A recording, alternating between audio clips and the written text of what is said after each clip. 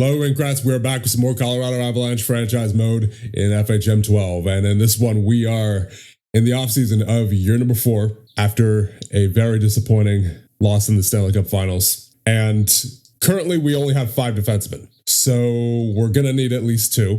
And in the last one, we were looking at the possibility of signing Miro Heiskanen, who's out here in free agency, 3.5-star ability at 29 years of age. He's looking very good offensively, got some good ratings. Defensively, very good. He got that 19 positioning, 18 defensive reads, 17 checking. There's a lot to like about him. His physical category is very good as well. And mentally, of course, he's solid. So he's looking for 6.7 for 6 years and a no movement clause. I don't think we're going to be able to offer the no movement clause here, especially for 6 years, because as we take a look at our roster and the current contract situation, it wouldn't be a problem for this year for sure. It would not be a problem for this year and probably not for next year either. It's 3 years from now where I'm particularly worried about offering Heiskanen especially a no movement clause contract for that length, right? You take a look at who you have coming up in those years. You have Jilkin, who's going to need an extension, who he's probably going to want, 3-4 million, I'm guessing, somewhere around there. And then you have Makar coming up within that time frame. And he already took, a discount to stay here on his previous contract offer, primarily because he had that major injury year number 1. He didn't participate at all that year, except for the few playoff games. And then also McKinnon, who is coming up in 2 years. His current contract's at 12.6 for the next 2 years. He's going to be 35 by the time it ends. You got to think that his next extension is going to be his last significant contract, right? So he's probably, I'm guessing, going to be asking for more. And then you also take a look at who we have to extend this year is our goaltender, Ilya Nabokov. He is currently 26, only making essentially 1.4 right now. He had a .916 save percentage last season, a 35 goals saved above average plus 35. He had a .912 save percentage in these past playoffs, and he won the Vezina Trophy last season as well as the Jennings. So he is, I wouldn't say he's proven yet. I would like to see some more of what he brought last season in order to really, solidify himself as a true number 1. But that said, that is promising. We saw a lot of good out of Nabokov last season, and he is up for an extension. So I'm going to renew him right now. And what he's wanting is 6.6 for 6 years, 6.66 to be exact. And then a couple years down the road, once Jokin and, McKinnon are extended, what's that going to look like cap wise, right? So I'm a little nervous about, that's why I'm a little hesitant to give Heiskanen a no movement clause in particular. But before we move on to Heiskanen, I will in fact offer Nabokov this extension because I do think that he will be our number 1 moving forward. Now it's not like this is not too risky of a contract either, because it's even the game says it's an estimated good contract quality. 6 mil is what I'm starting at anyway. That's easily movable, right? He's 26. He's going to last 6 years. That takes him to 32, or well, he'll be 27 by the time this kicks in. So I'll take him to 33, but still that's not going to be too difficult to move as long as he doesn't drop off too much, right? So I think I'm comfortable giving Nabokov this. He wants 6.6 for 6 years. I'll try to take him down to 6.1, 6.25. All right, we're getting close. How about 6.35? 6.4? All right, that'll work. 6.4 for 6 years for Ilya Nabokov. Now, going back to Heiskanen. So, like I said, I don't want to give Heiskanen the no movement clause for sure. So I will offer him, but we cannot afford that no movement clause. There's no way. I have to be able to move him if necessary. The contract situation 3 years down the line especially is going to be very tricky, so I do not want to handcuff ourselves like that 3 years from now. So definitely keeping that off of there. And then I'm also going to try to take him down to 5 years. And then money wise, I'll take him up to 7.5. I'll start at 7.5. I'm not going any higher than, I'm going to say 8.25 is my maximum. Because like I said, starting year 3 of this contract, that's when things are going to start getting dicey cap-wise, I have a feeling. So he still wants that no movement clause there. 7.7 for 5 years. No, he's pretty set on that no movement clause in 6 years, it looks like. As negotiation mood is already pretty bad there. All right, I'll do the 6 years, but there's absolutely no way I can do the no movement clause. Yeah, he wants the no movement clause. All right, I'll come back to Heiskanen.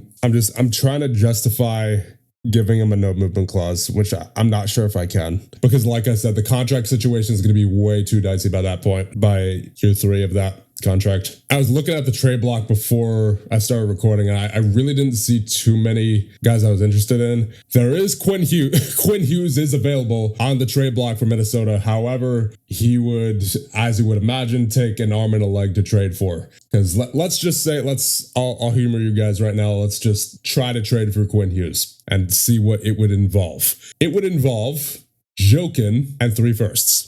That's not happening.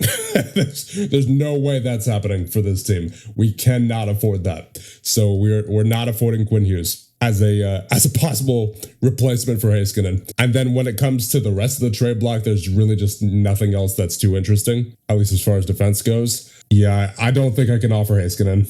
It's too risky, especially considering that contract's going to take him to 35. And, he's, I would say, probably going to be regressing by then. Like, there's no doubt he would certainly have a positive impact on the team for, this year and then probably next year as well. It's year 3 in particular that I am concerned about contract-wise, and then after that, he's probably going to start dropping off, right? Okay, I believe I've come across a pretty good trade for a pretty good player, Charlie McAvoy, for the Boston Bruins, 31 years of age, 3.5-star ability. He has essentially what look to be the same kind of ratings as Heiskanen has, and obviously he's a little bit older, but the plus side to him is that he's only on a 1-year deal. It's not a long-term commitment that we don't have to make if we don't want to, right? We could, obviously I would like to re-sign him if possible, but we can release him if needed. And it's for 1 year, right? We're still going to be contending heading into this year for sure. So it gives us that type of defenseman without the long-term commitment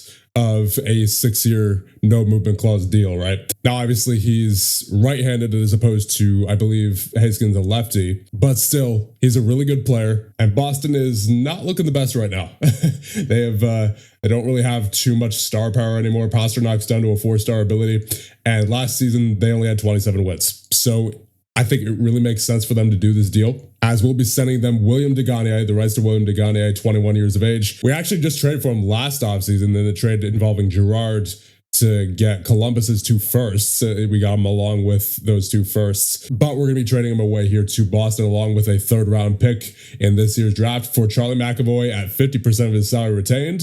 Offer trade. Let's see if that works. And so with that, I think we're officially going to be out on Heiskanen because there's no way, like I said, that we're going to be able to afford that no movement clause, especially in the later half of the contract. So I will not officially be offering Heiskanen. And then somebody else who I'm going to be offering is Stanislav Svozil. He only wants 1.06 for 2 years as a depth defenseman. I'll give him 1.1. And just a quick look at him, nothing too special. He's only 2-star ability, 26 years of age. Pretty average ratings all around. Just some nice depth if needed as our 7th defenseman. Oh, right. And I did also sign a defensive coach to replace our coach that retired, Ryan McGill. So I think with that, we are set to move on to, I guess, the draft lottery on July 5th. And we should be in it this year because we do have Columbus's pick, who I believe missed the playoffs. So it should be interesting to see where that pick ends up. I mean, I can't imagine I don't think it's going to be the first overall pick because I think it's too far back for that anyway, because I think they finished 18th or something like that in the standings. So I wouldn't say it's too likely that it moves up, but you never know. And there you go. Ilya Nabokov has signed an extension, and Svozil is still deliberating. But the Boston Bruins have accepted our offer of a 3rd-round pick and the rights to William Degagne in exchange for Charlie McAvoy at 50% of his salary retained. Complete trade. There it is. So welcome to the Colorado Avalanche, Charlie McAvoy. So he's only making 3.75 right now, so that's good. However, what's he going to want on a potential extension here? Only $5 million for 3 years. That's honestly not bad. I might try to take him down to 2 years if possible, but that's a pretty good deal for him, especially considering that if we can get him for 2 years, it would end around the time where we would have to extend Makar. And he's only 31, so I doubt he's going to be dropping off too hard during the course of this year. So like I said, if I could get him down to 2 years, that'd be ideal. I'll start at 5.75 for 1 year. All right. Down to 4.98 for 3 years still. I'll take him up to $6 million for 1 year. All right, he's down to 2 years. So I'll give him the 2 years. Now I'll take him down a little bit on the money. 4.45. No, okay, I'll go 4.6. I mean, it's right there. 4.66 for 2 years and a no movement clause. That's a pretty good deal for McAvoy. And I can't imagine he's going to be dropping off too hard by that point. Obviously, he'll be 32 by the time this kicks in and then 34 by the time it ends. But the difference between this contract and any potential offer we would have given Heiskanen would be, there's not too much long-term risk to it, right? Because we wouldn't be locked into it for several years. Yeah, I like this. I'm going to give this to McAvoy. All right, time for the draft lottery. We are indeed in it with Columbus's pick, but of course it's in the 15th spot, so I cannot imagine it's going to be moving up, but we'll see what happens anyway. So at number 16, you have Pittsburgh, followed by your Colorado Avalanche at number 15. That works for me. And then at 14, you have Seattle, followed by Toronto, Montreal, LA, the Islanders, Calgary, Dallas, Utah, Vegas, Philly, Winnipeg at number 4, Vancouver, at number 3. And at number 1, the Washington Capitals, followed by Boston at number 2. And there you go. Charlie McAvoy has signed his extension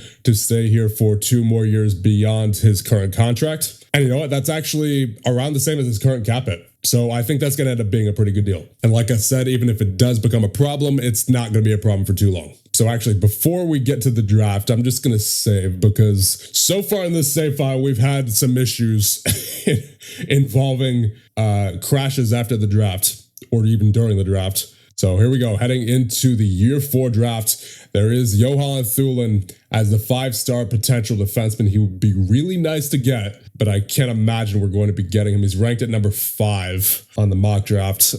I mean, he's really good. I love the fact that, first of all, he's sturdy all around. He's rarely going to be getting injured, if ever. Pressure is his middle name. He thrives on it. Will adjust to a new environment pretty quickly. Isn't in it for the money. Everything about this guy is great. So if there's any possibility we can move up to get him, I would. Let's see. There's Washington, Boston, Vancouver, Winnipeg, Philly in the top 5. Boston's not giving their pickup. There's no way.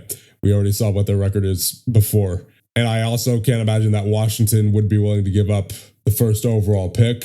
No, they wouldn't. Yeah, no, they wouldn't do that either. They had 33 wins last season. About Vancouver, Winnipeg, Philly. Vancouver had 32 wins last season. Winnipeg, 32. Philly, 37. So I can't imagine any of those teams would be willing to give up their top 5 picks without something significant in return. And that's just not something that we'd be able to afford at this point. So unfortunately, we're just going to have to let things play out. So going first overall to the Washington Capitals will be Johan Thulin. I thought so. Yeah, I mean, the 5-star defenseman, already a 1-star ability, makes sense. That's quite a commodity here in these drafts, especially when they're, filled with centers to begin with, right?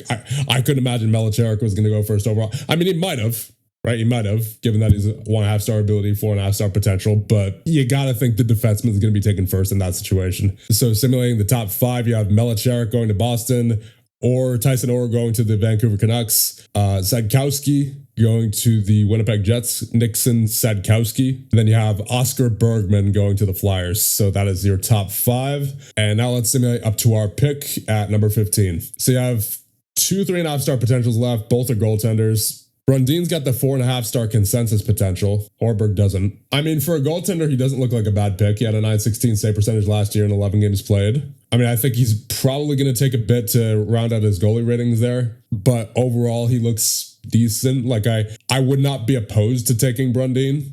But, I don't exactly like taking goaltenders in the first round unless they're, really impressive. And besides that, there is actually a 2-star ability available in Rocco Albanese, who is the 3-star potential, 4-star consensus potential, already 18 shooting accuracy, 14 passing, 15 getting open, 16 positioning. Got some good ratings already. Good personality, strengths and weaknesses. The strongest part of the game is goal scoring, fairly strong player, capable of handling a pretty heavy workload, is a good skater, decent on ice vision.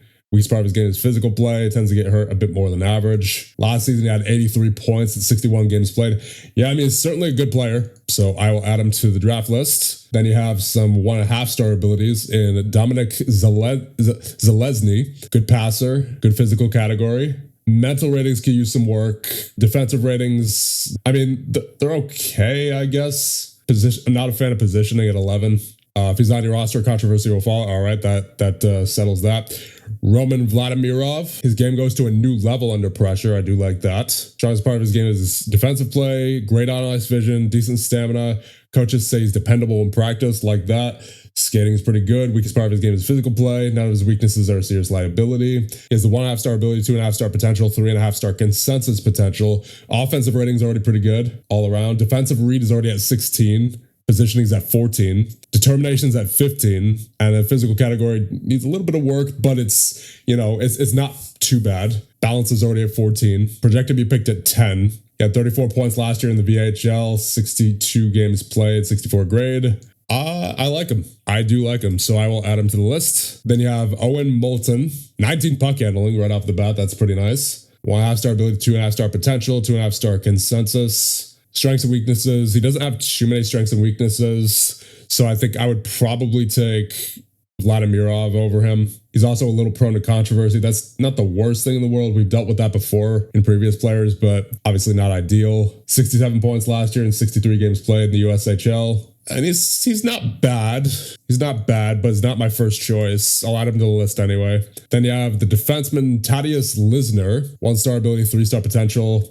Offensive rating's pretty good. Defensive ratings are okay. Physical ratings are okay. And mental ratings overall are okay as well. So not bad right off the bat. Let's take a look at his scouting page. Good personality. Strongest part of his game is playmaking. He rarely misses games. Weakest part of his game is goal scoring ability. None of his weaknesses are a serious liability. Yeah, overall, I'd say he looks pretty good. I'm not sure if he's my first pick, but certainly pretty interesting. I'll add him. Then you have Libor Vavrina, 18 puck handling, 14 defensive read, 12 positioning, 16 balance, and pretty well-rounded physical category. Tendency to disappear when the game's on the line. Ooh, don't like that. Colin McLaughlin, 1 star ability, 3 star potential. Screens at 16, puck handling at 15, checking at 15, speeds at 15, determinations at 14. I am liking the look of Colin McLaughlin so far. Ranked number 2 on North American skaters, really. Where is he supposed to go? Number 7. He enjoys the spotlight. His performance reflects that. Tends to prefer to stay with the same team, so he's loyal. Gets along well with everyone.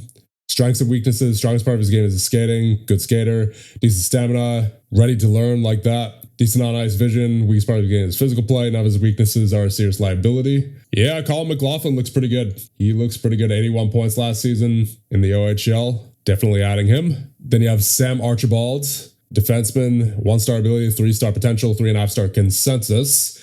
Offensive category pretty good. Defensive category needs some work. Physical category is decent, I guess. Mental ratings are decent. Personality, pretty good. Strengths and weaknesses. Strongest part of his game is playmaking. Above average skater. Outstanding stamina. Decent on-ice vision. Weakest part is physical play. Gets injured a little more often than you'd like to see. 43 points last year in 60 games played in the NAHL. I mean, for a defenseman, he looks all right. He's certainly an offensive defenseman, that's for sure. I don't think he'd be my first pick, but he's someone worth keeping an eye on at least, I think. And Madden Dano is a 1 star ability, 3 star potential, 4 star consensus. Offensive ratings are pretty good.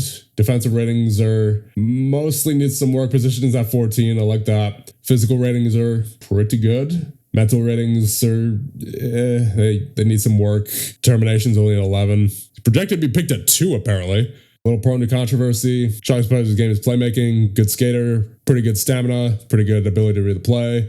Weakest part of his game is physical play. Will log a fair amount of time lost to injuries. I can't believe he's ranked at number 2. I feel like I've seen better players. Just in the, who we looked at. I mean, I'll add him to the list. He's not terrible, but I feel like with all these players up here, Thulin, Melicharik, or Bergman, I'm never quite sure how the draft ranking system works in this game.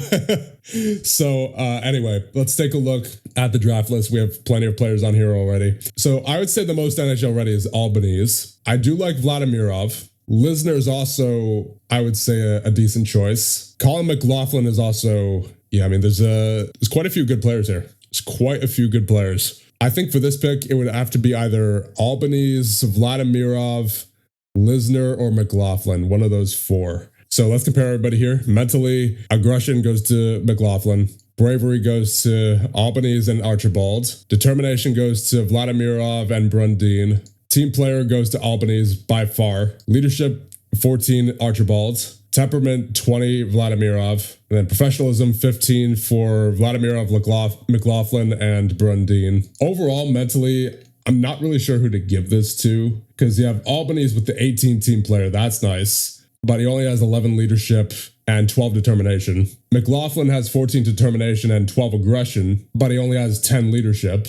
And then Vladimirov, he has 20 temperament and 15 determination, but only 9 team player and 6 leadership. So I can't really make a determination on the mental ratings as far as who has the best because they're all, strong at one thing, but not really too strong in another. But overall, looking at skater ratings, Vladimirov does have the highest character rating at 13, which is a combination of, all of the attributes related to discipline and leadership and competitiveness. And for him, I think that's really boosted by temperament at 20 and then determination at 15. I think I'm going to pass on Albany's just because centers are extremely common in the draft. Let's be real. I mean, we already have Carter Meyer, Neuenschwander, Spellquist, Savanto, Shilov, Ignatovic. Like, we have so many center prospects, it's not even funny. So I think despite the fact that he's a 2-star ability, we can count him out of this. I mean, obviously he could play right wing too. Then again, he has an 18 shooting accuracy. That's kind of insane. Oh, right, yeah. Vladimirov has his game goes to a new level under pressure trait. I really like that. Plus, he's dependable in practice as well. I mean, I know the team scouting has him at a 2.5-star potential, but he seems like he's going to be better than that. See, here's the thing. All these players are pretty close together in terms of how NHL ready they are and just what makes them good players. Like, this is a pretty good crop of prospects here. I mean, obviously it doesn't seem like there's going to be any superstars here, but just some really good, solid, like B+ prospects. I'm going to be honest, this is the most torn I've been about draft prospects in a while.